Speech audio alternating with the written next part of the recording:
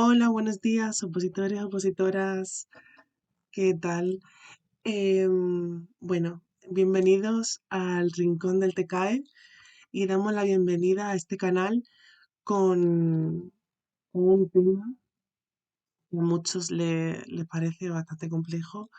¿Y por qué empiezo con este tema? Porque me parece súper importante, porque mucha gente me puede preguntar, ¿por qué das este tema, gente sobre todo que no ha empezado a estudiar, por qué das este tema primero antes que otros? Y yo creo que este tema es súper importante ya que tiene un vocabulario muy específico y, y tiene muchas palabras técnicas que nos pueden ayudar a luego estudiar de cara a otros temarios, para poder entender bien eh, otros temarios. Entonces, la idea es ir leyendo, comprendiendo, estudiando y recomiendo ir apuntando eh, pues todas las dudas, todas las palabras que tengáis. Deciros antes de empezar el vídeo que me ayudaréis muchísimo si dierais like, compartierais y os suscribierais. Y si os gusta este tipo de vídeo, activar la campanita para que os salgan cuando publiques. Normalmente publicaré un vídeo a la semana o dos, depende de la semana, y se van a tocar todos los temas.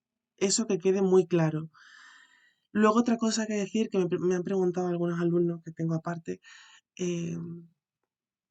eh, si sirven para todo tipo de posiciones. Es verdad que estoy enfocada eh, en el SES, en el de Extremadura, pero la mayor parte que vamos a ver es con respecto a materia común, ¿vale?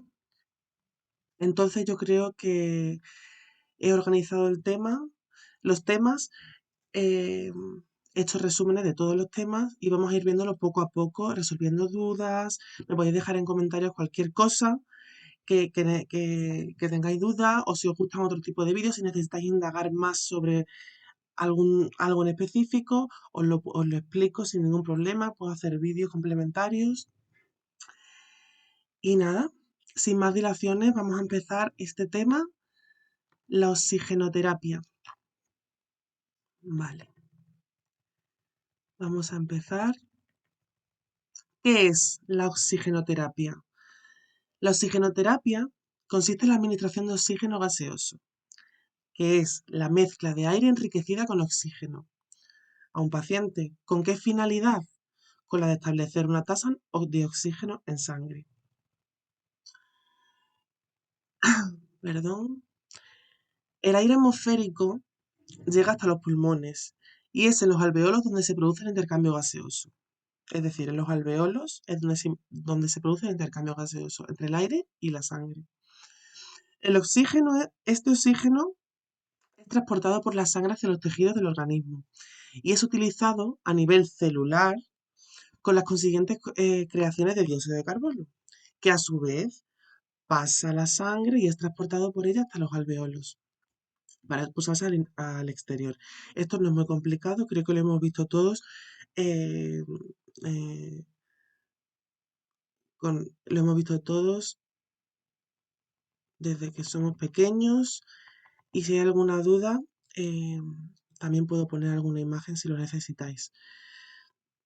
El movimiento de gases que se produce a nivel alveolar se produce por el fenómeno físico de la difusión.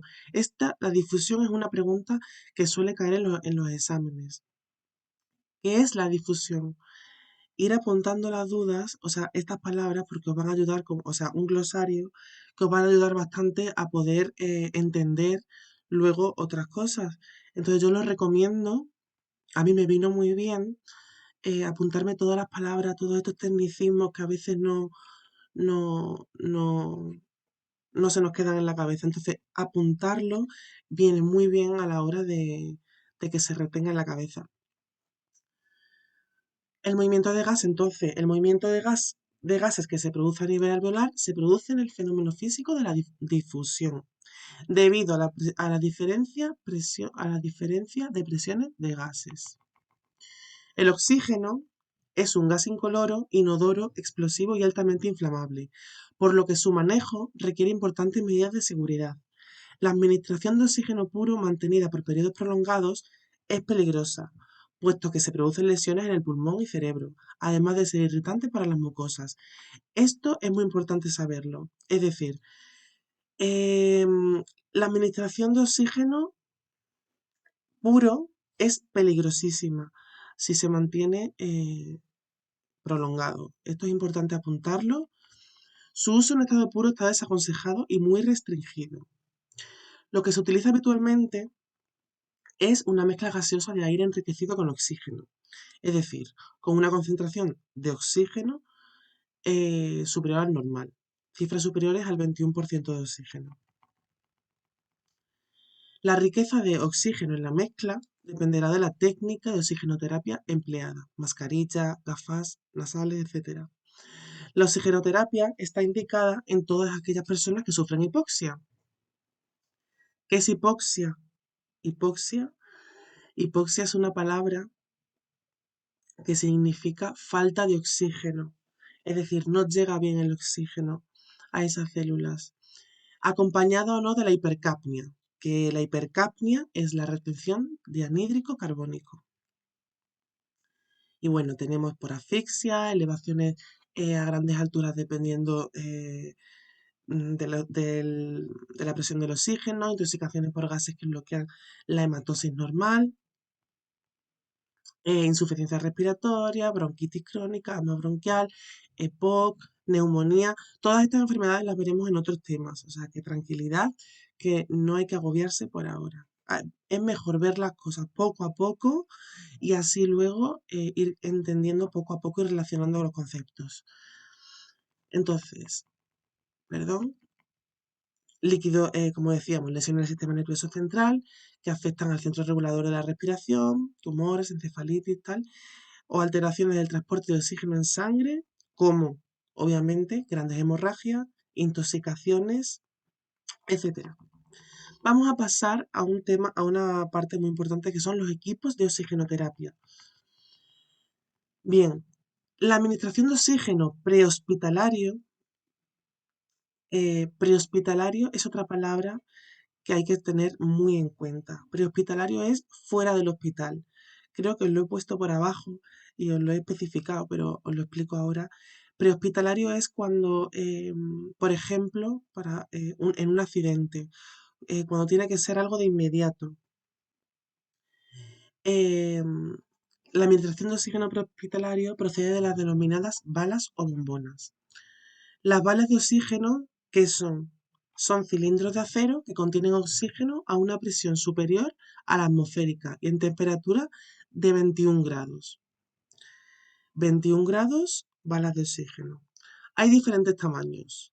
Las mayores contienen 6.000 litros, mientras que las pequeñas son de 350, 175 y 150 litros.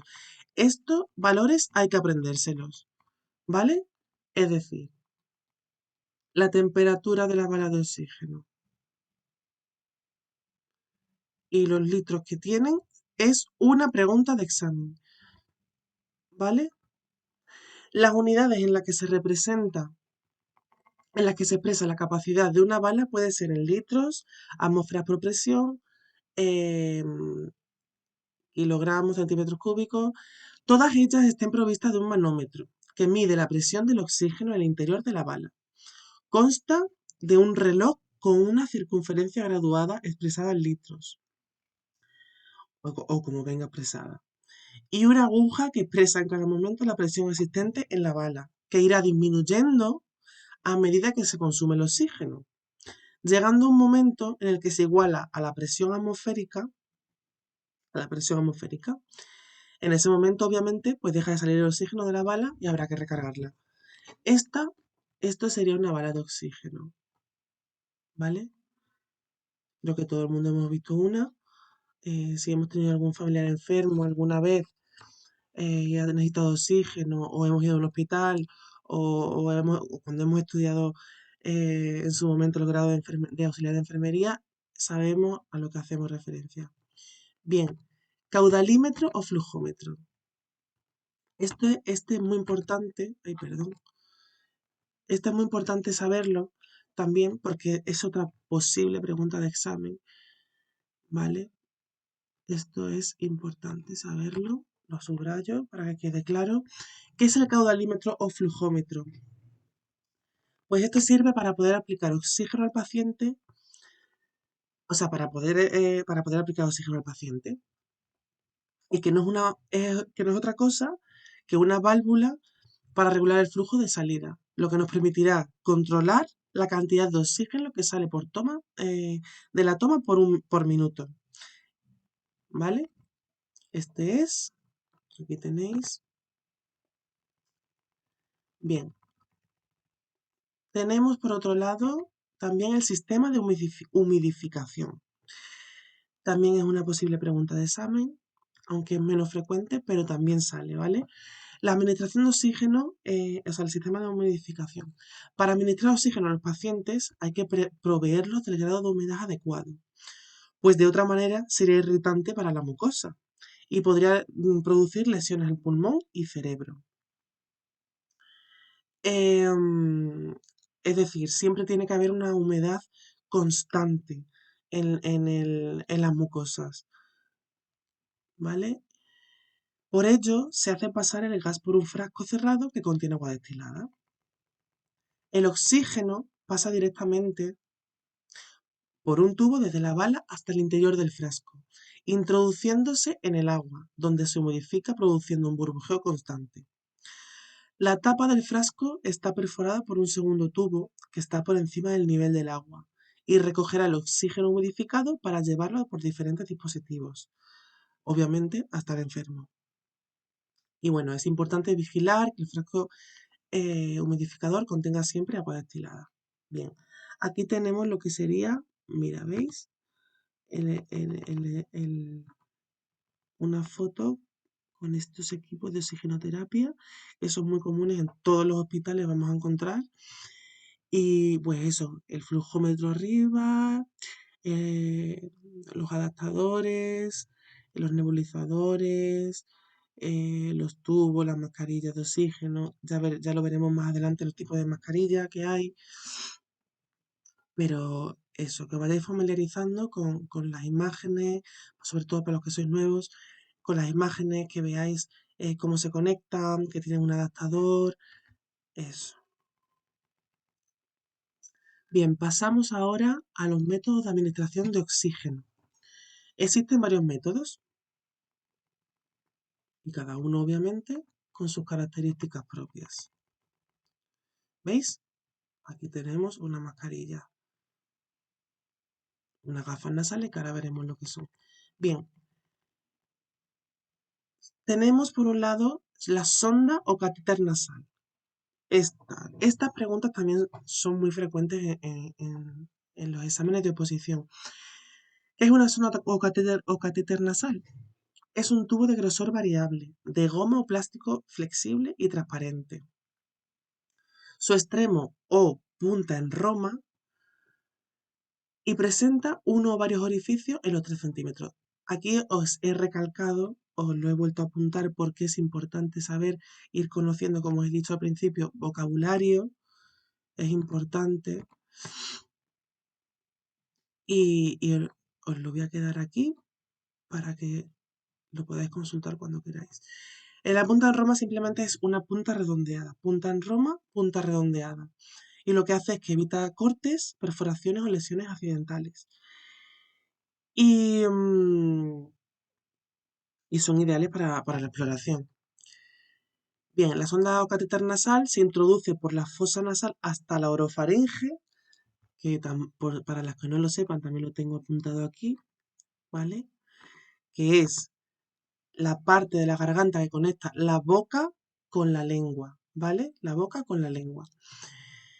Y se fija exteriormente con un esparadrapo hipoalergénico. El esparadrapo hipoalergénico también es algo que cae muchísimo.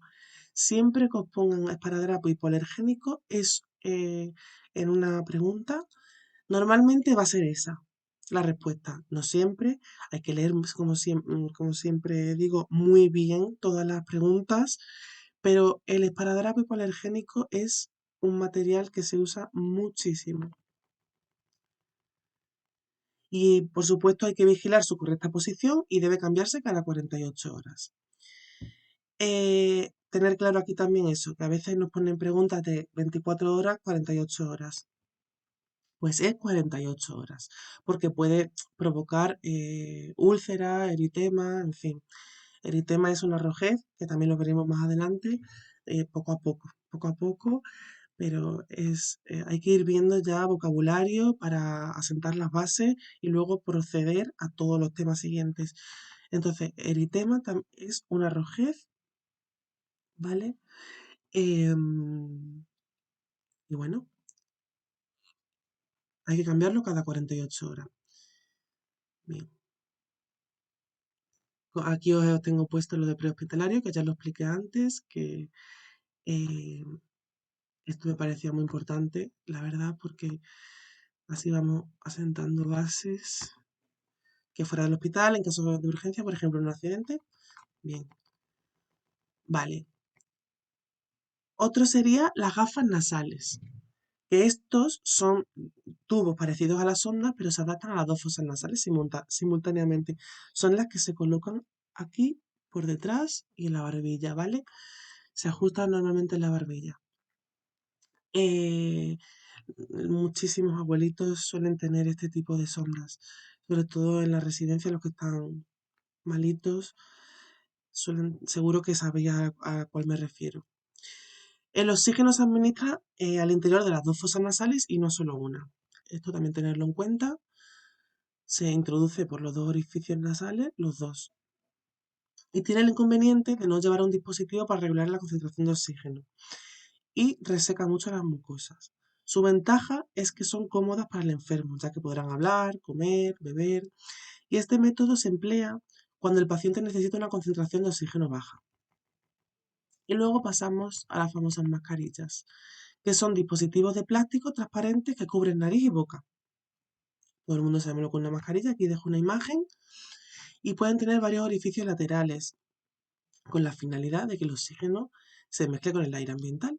Como hemos dicho, eh, el oxígeno puro normalmente es muy irritante y perjudicial, entonces suele tener esas fugas de oxígeno para que se pueda mezclar con el aire. Cada mascarilla está preparada para administrar una concentración de oxígeno determinada, que puede modificarse y oscilar entre 24% y 50%. Para conseguir estas concentraciones y dependiendo de cada modelo, habrá que ajustar más o menos litros por minuto en el caudalímetro. ¿Vale? Bien. ¿Qué es un caudalímetro? Esto también me ha parecido interesante ponerlo, que ya lo hemos visto, pero para seguir repasando, porque lo que queremos en esta clase es que se nos queden las palabras, por lo menos lo que estudiemos que se nos quede, porque yo creo que una manera importante de estudiar es eso, repetir, repetir, repetir. O sea, a mí me funcionó muy bien si una palabra no se me queda, em, repetirla 10 veces o escribirla 10 veces. 10 veces. ¿Qué es un caudalímetro? Un aparato indispensable para regular la presión caudalímetro, con la que llega el oxígeno. Y estoy segura de que si alguien te pregunta qué es un caudalímetro, vas a saber por dónde tirar. Sabemos que se refiere a la presión, ¿vale? Las concentraciones de oxígeno que se alcanzan son superiores a las conseguidas con la sonda nasal. Estamos hablando de las mascarillas. Pero al igual que en la anterior, se usan cuando se requiere administrar concentraciones bajas de oxígeno. Es decir, que las mascarillas tienen menos, menos capacidad de, de- de concentración de oxígeno que una gafas nasal. Y plantea dificultades al paciente para hablar, comer, beber. Está contraindicada en pacientes con retención de dióxido de carbono. Bien, bueno, el funcionamiento se ata aquí detrás de la nuca, la mascarilla, creo que se ve bastante bien. Bien, pasamos ahora a la tienda de oxígeno. Se usa especialmente en niños. Esto es importantísimo saberlo. Siempre que os ponga niños con respecto a los materiales de oxigenoterapia, suele ser normalmente tienda de oxígeno, ¿vale? a los que resulta incómodo y difícil colocarles una mascarilla de oxígeno, por sentido común, y cuando se requiere administrar concentraciones de oxígeno elevadas a niños con concentraciones elevadas, la tienda de oxígeno. Son tiendas de plástico transparente tendidos de un soporte metálico. El paciente respira dentro del ambiente aislado. Es un sistema que hace circular aire filtrado y enfría proporcionando una concentración moderada o baja de oxígeno.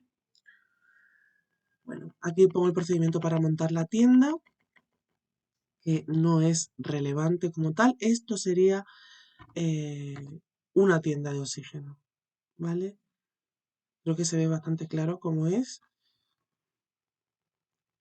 Y pasamos a una campana de oxígeno que es muy parecida a la tienda de oxígeno, y esta se trata de una estructura de plástico o vidrio a la que se introduce la cabeza del paciente en el interior y se ajusta al cuello, por lo que permite un fácil acceso al enfermo. También es utilizado en niños. Es el más utilizado en niños. Normalmente no suelen poner estas preguntas juntas, o sea, estas respuestas juntas. Pero bueno, que sepáis que también se suelen utilizar para niños. Luego tenemos tubos endotraqueales, que son probablemente la forma más efectiva de administrar oxígeno al paciente. Pero obviamente es una técnica invasiva. ¿Qué es una técnica invasiva? Aquí vamos palabra por palabra. Una técnica invasiva es la que se necesita, pues eso, normalmente pues eso, dormir al paciente, eh, suele ser, suele tener, puede tener problemas de recuperación, te hace una herida, eso es algo invasivo. Una técnica invasiva en enfermería significa que es algo que perjudica al paciente de una manera o de otra. Entonces, los tubos endotraqueales son probablemente la forma más efectiva, pero la más traumática. ¿O por qué? Porque tenemos que insertar el tubo dentro de la tráquea del paciente. Este método se utiliza en situaciones extremas, pues el enfermo debe estar inconsciente o sedado, como os he dicho. El tubo endotraqueal, una vez fijado por neumotaponamiento a la tráquea, se puede conectar directamente al caudalímetro, que seguro que os acordáis de lo que es el caudalímetro, interponiendo un filtro o bien se puede ventilar manualmente con un balón de resucitación AMBU. AMBU. El AMBU, ¿qué es un AMBU? ¿Vale? Un AMBU es este balón que tenéis aquí que tiene forma como de de balón de balón de fútbol americano. Esto sería un ambú, que tiene una mascarilla, un adaptador, en la zona central donde se insufla el aire, ¿vale? Que a su vez se conecta el caudalímetro o bien como última opción se puede conectar a ventilación mecánica. El respirador mecánico sustituye en estos casos a las funciones que en condiciones normales realizarían la caja torácica, es decir, la función del movimiento, costillas, músculos respiratorios y el diafragma, o sea, todo un conjunto para la respiración. Hemos visto aquí algo también que es importante saber, que es la ventilación mecánica. La ventilación mecánica no invasiva. La intubación endotraqueal está siendo sustituida en gran medida por la ventilación mecánica no invasiva con estas siglas. Estas siglas también son importantes sabérselas, ¿vale? La ventilación mecánica, sobre la ventilación mecánica, que se realiza mediante mascarillas herméticas que se ajustan a las vías respiratorias del enfermo. Existen dos modalidades. Una, esto hay que sabérselo también, como el Padre Nuestro. Estas dos. La presión continua de las vías aéreas, el CPAP, ¿vale? Que consigue con una válvula expiratoria en la mascarilla el mantenimiento de una presión del final de la expiración y presión del final de la expiración con las siglas PEP. Y la ventilación, perdón, con presión de soporte, NIP-SV, que precisa el conjunto de un respirador para insuflar aire hasta alcanzar un nivel de presión prefijado. Esta modalidad se denomina BiPAP, ¿vale? BiPAP. Cuando la NIPS-V, que es la ventilación con presión de soporte, se le añade una presión final de la expiración, PEP, que como hemos dicho es la presión final de la expiración. Estas siglas yo creo que es muy importante sabérselas y tenerlas apuntadas porque no es que caigan como tal tantísimo, pero sí es importante saberlas para también, como os he dicho antes otra vez, os soy muy repetitiva, lo siento, para entender los temarios siguientes. Porque muchas veces, o sea, me gustaría recomendaros, a mí me funcionó muy bien ver, eh, es- por ejemplo, un manual de enfermería, aunque los procedimientos como tal no entran, pero sí te ayudan a comprender mucho mejor y tener un campo más abierto, otra perspectiva. Y para entender ese tipo de lecturas, que me encantaría recomendaroslas más adelante, obviamente, estamos empezando, hay que saber un poquito de tecnicismo porque eso nos va a ayudar muchísimo eh, a la hora de comprenderlo todo. Y además para las personas que quieran seguir estudiando también, eh, viene genial. Bueno, vamos a pasar ahora a las precauciones. Hay peligros inherentes en la administración de oxígeno, aunque el oxígeno en sí no es explosivo, si está sujeto a combustión. Esto lo sabemos todos. Esto quiere decir que ante una alta concentración de oxígeno puede ocurrir una rápida combustión. Por eso cuando hay un incendio, que no se abran las ventanas, ¿vale? Porque si se abre la ventana, entra más oxígeno y la llama se enciende mucho más. Por lo tanto, es esencial que se tomen medidas preventivas importantes con objeto de evitar chispas o fuegos en el ambiente donde se esté usando el oxígeno. Se enumeran a continuación algunas medidas de precaución. Estas medidas suelen ser bastante de sentido común. Eh, a mí la verdad es que este tipo de precauciones siempre me las estudiaba leyendo, leyendo, leyendo. O sea, yo os recomiendo que os las apuntéis y las leáis y las sobreleáis y las sobreleáis. Porque al final se queda porque suelen ser por sentido común. Bueno, pues se enumeran a continuación algunas medidas que serían comunicar al enfermo en qué consiste la técnica que se le va a aplicar. Si no está contraindicado por la patología del paciente, se le subirá para cada la posición Foiler. Y aquí os pongo si sabéis lo que es. Bueno, aquí tengo que decir dos cosas. Una, siempre os van a, o sea, lo primero de todos los procedimientos en auxiliar de enfermería, incluso en enfermería, es este. Comunicar siempre al enfermo en qué consiste la técnica que se le va a aplicar. Saber esto es clave para poder, es que si sabes esto, ya sabes mucho con respecto a los procedimientos. Creo que quitando uno que era, que tengo que consultarlo, pero era uno con relación a la vista, que no había que comunicárselo al principio.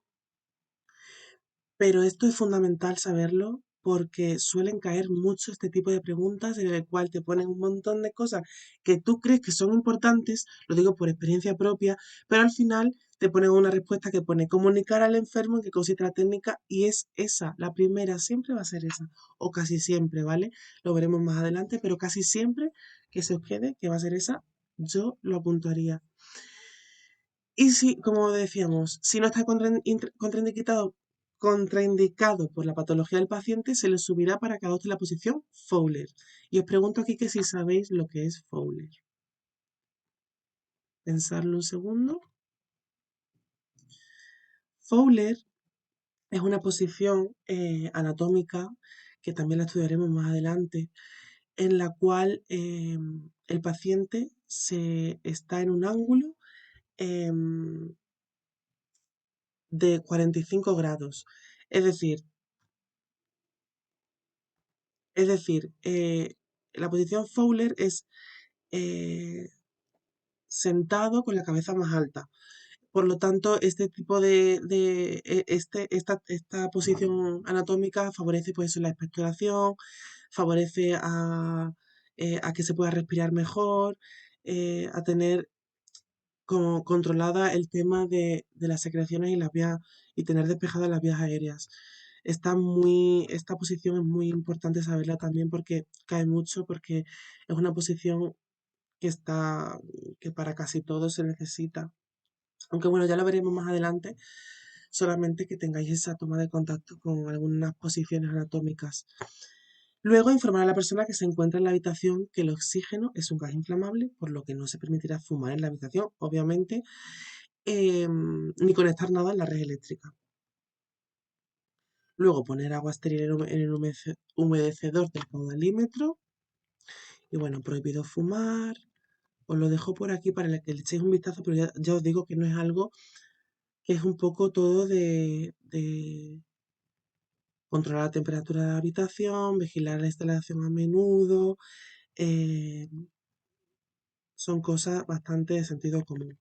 Vamos a pasar ahora, os lo dejo por aquí de todas maneras para que lo tengáis y le echéis un vistazo. Métodos de limpieza, vamos a pasar a este. Métodos de limpieza y desinfección.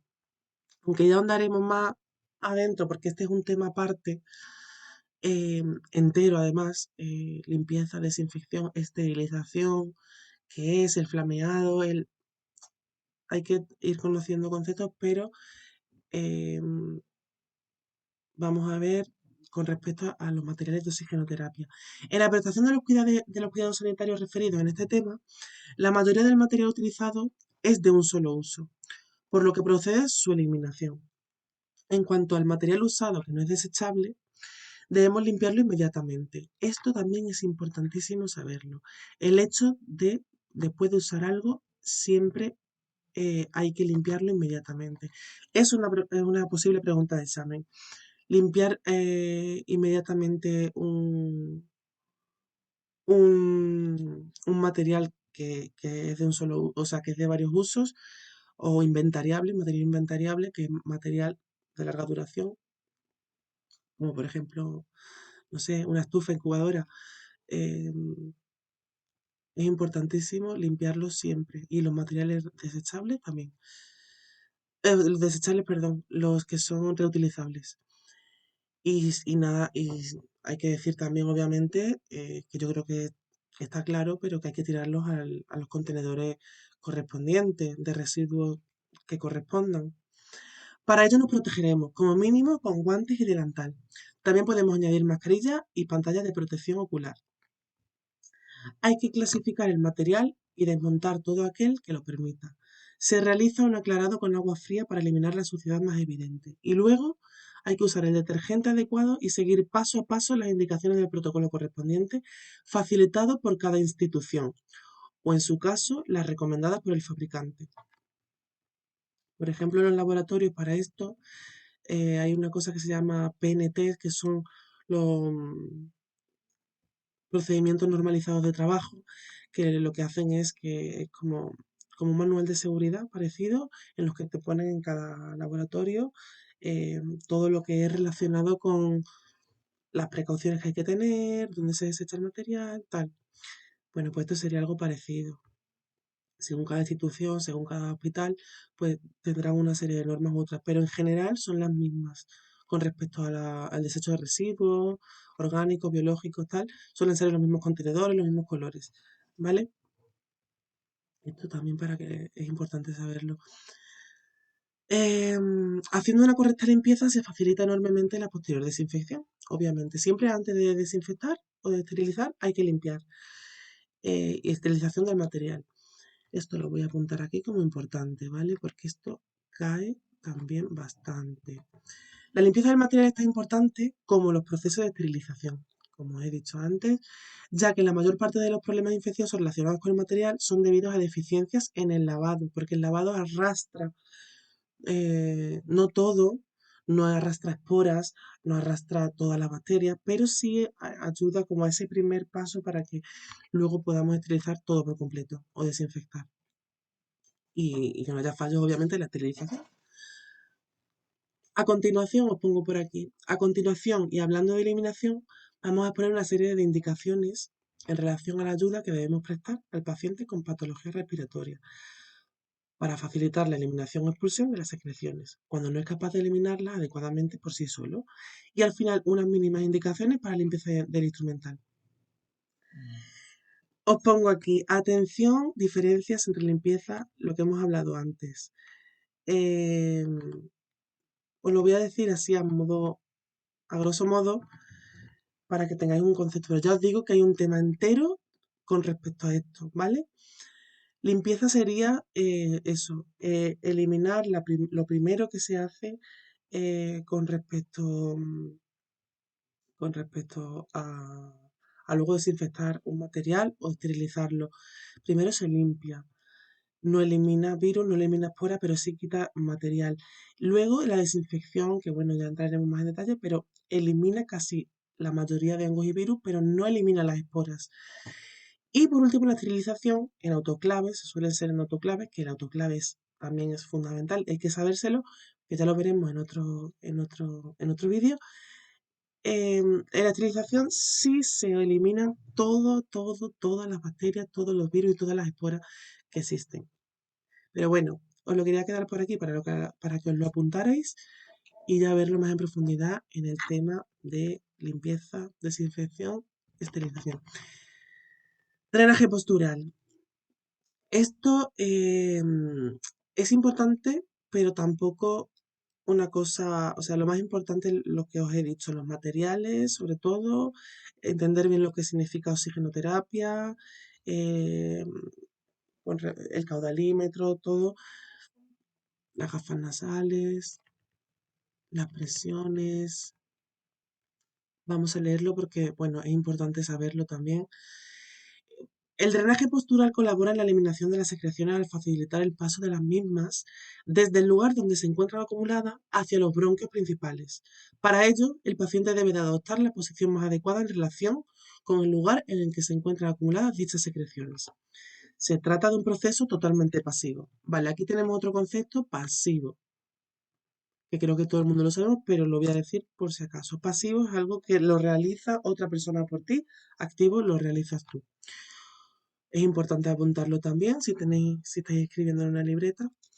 Cuando el paciente adopte una posición de drenaje postural, debe permanecer en esa postura durante al menos 10 minutos. El tiempo va a estar en función de la capacidad del paciente para tolerar una determinada posición y de la prescripción médica. El material necesario, material de almohadillado, material de sujeción, papel de celulosa, recipiente para evacuar secreciones, etc. Bueno, la técnica, mira, como os he dicho, normalmente en la técnica siempre suele venir informar al paciente primero. Lavarse las manos también es muy importante, porque en las manos es donde se cogen todos los microorganismos que pasan luego a cualquier lado, ¿vale? Os lo dejo por aquí. Aquí nos sale otra posición que es la de Trendelenburg. Que Trendelenburg es ni más ni menos que tener la cabeza más alta que los pies. Y luego tenemos otra que es anti-Trendelenburg, que es al revés, la cabeza más alta o sea, los pies más altas que la cabeza. Vale, esto le echáis un vistazo porque esto es importante, pero sobre todo lo que os estoy diciendo yo. Aspiración de secreciones. Consiste en la eliminación de las secreciones nasofaringeas y bronquiales del enfermo mediante la introducción de una sonda de aspiración a través de la boca o de las fosas nasales con el aparato respiratorio. Dicha sonda se encuentra conectada a un sistema de aspiración por vacío, que puede ser el central, que se encuentra ubicado en la pared, o uno móvil que recibe el nombre de robot de aspiración de secreciones. Siempre que vayamos a aspirar secreciones, se debe de realizar con la mayor asepsia posible. ¿Qué es asepsia? Aquí tenemos otro nombre. Asepsia. Ausencia de microorganismos. ¿Vale? Esto es importante saberlo. La asepsia, que es la ausencia de microorganismos. La aspiración puede ser ejercida de forma continua o intermitente. En la continuada, la sonda de aspiración empleada va a conectarse directamente al sistema de vacío para aspirar por secreciones de la tráquea, por ejemplo. Dicha conexión Y en cambio la inspiración intermitente entre la sonda y el sistema de vacío se coloca una conexión en I o en T. Dicha conexión nos va a permitir controlar el vacío, ¿vale? De forma que cuando la salida que queda libre de la conexión es tapada con nuestro dedo, se crea el vacío en el interior de la sonda y cuando lo dejamos libre se pierde dicho vacío. El material necesario para esto es una sonda de aspiración de tamaño adecuado, un sistema de aspiración por vacío, bolsa de recolección de las secreciones, conexión en I o en T, guantes estériles por supuesto, recipiente con solución antiséptica, suero fisiológico de lavado o agua. Vale, y la técnica, obviamente, como volvemos a decir, explicar al enfermo, súper importante, verificar la presión negativa y procurar que este área esté adecuada, realizar lavado de manos, importantísimo también, cae muchísimo. Uy, he quitado esto. A ver si, ay, se me ha quitado esto. Vale, realizar lavado de manos. Aquí lo tengo. Vale. A continuación, colocarse los guantes estériles correctamente. 5. Una vez realizada esta operación, otra persona nos abrirá de forma estéril el envase que contenga la sonda.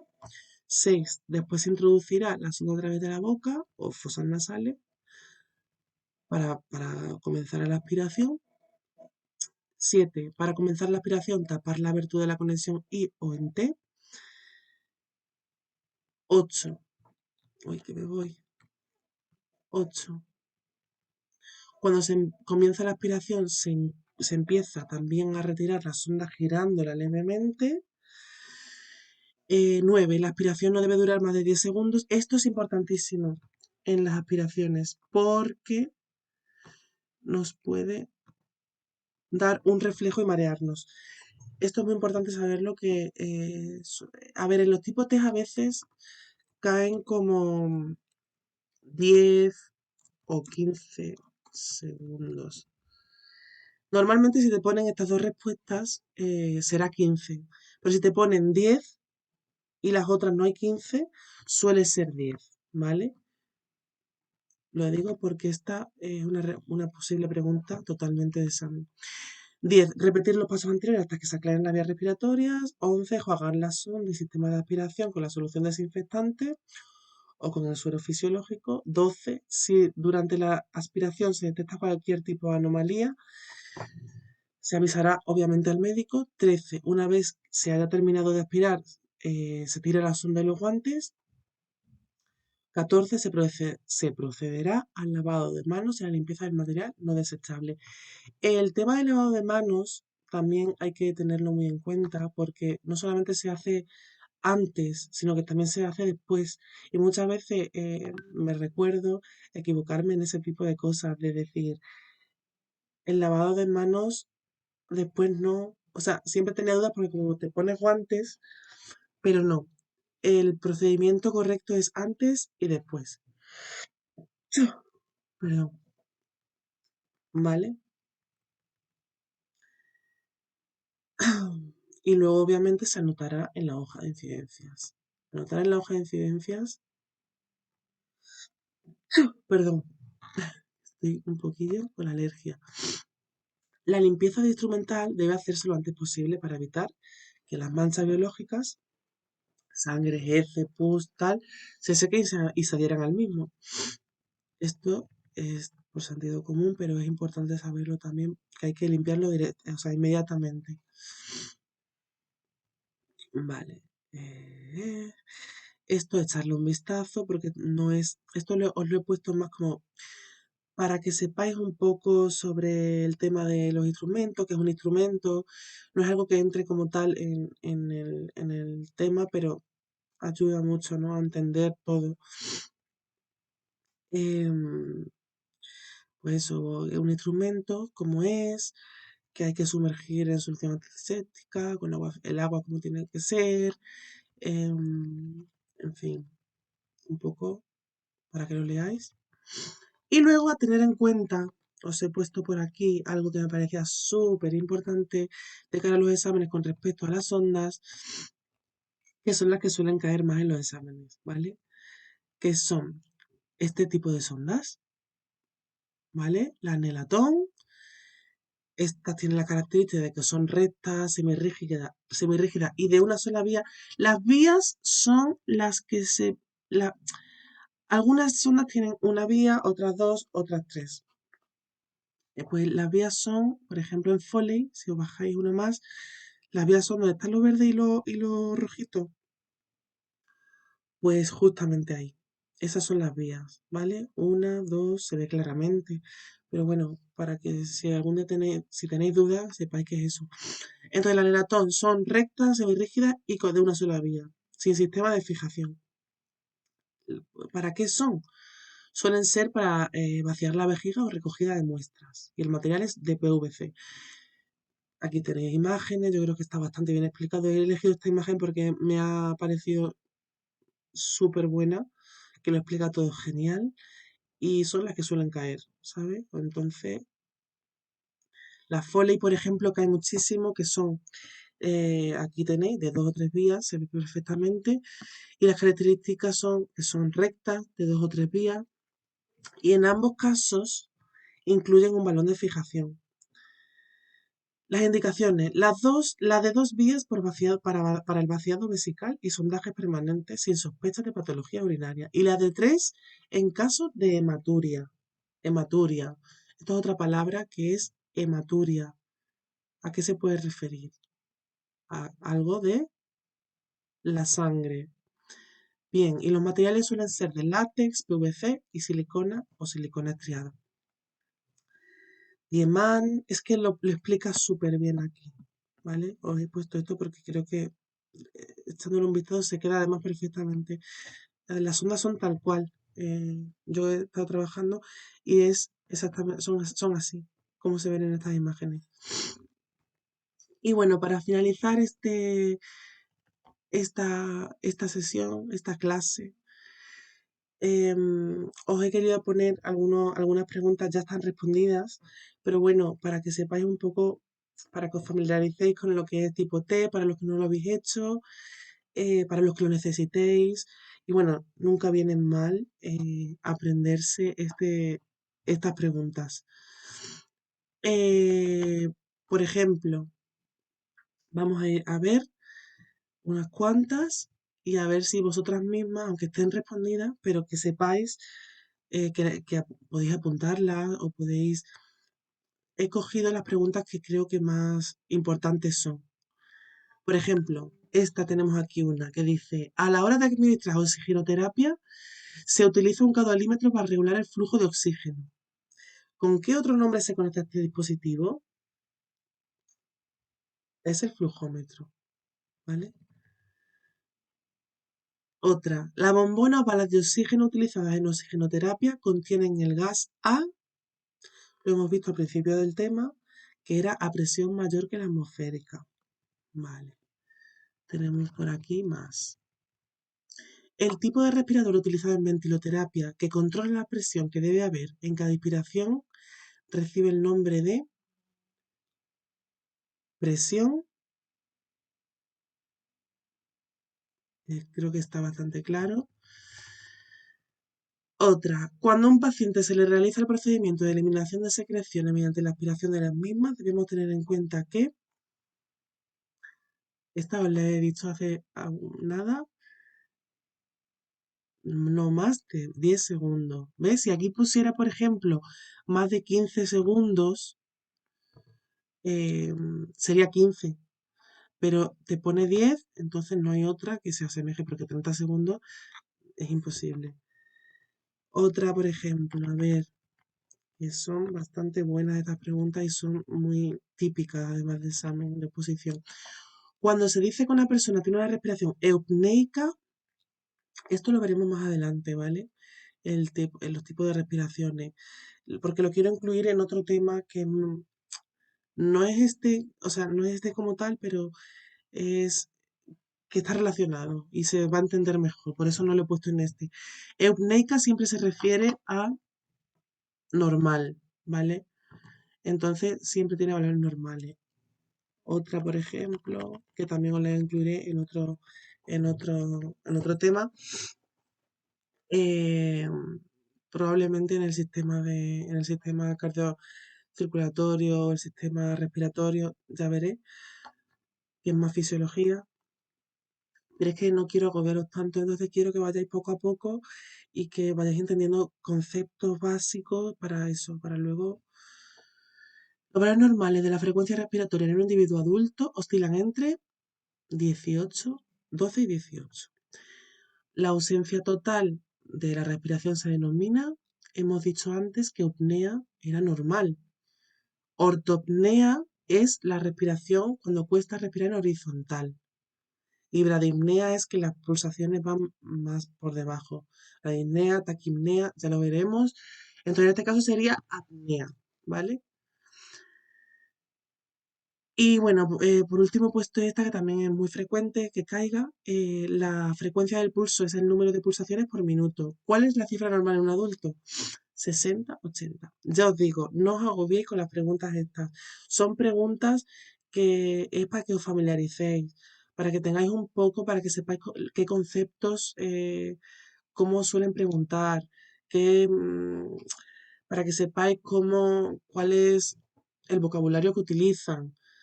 Creo que bastante, me ha parecido muy importante ponerlo, la verdad. Aunque ya os digo, también, y bueno, que ya hemos terminado. Muchas gracias, obviamente. Em, pues nada, hemos terminado esta clase y espero que os haya gustado este resumen que os he hecho para poder repasar todo el tema de oxigenoterapia, quitando algunas cosas, como os he dicho, que lo incluiré en otro tema. Y nada, mucho ánimo, tú puedes y nos vemos en el siguiente vídeo con otro tema nuevo.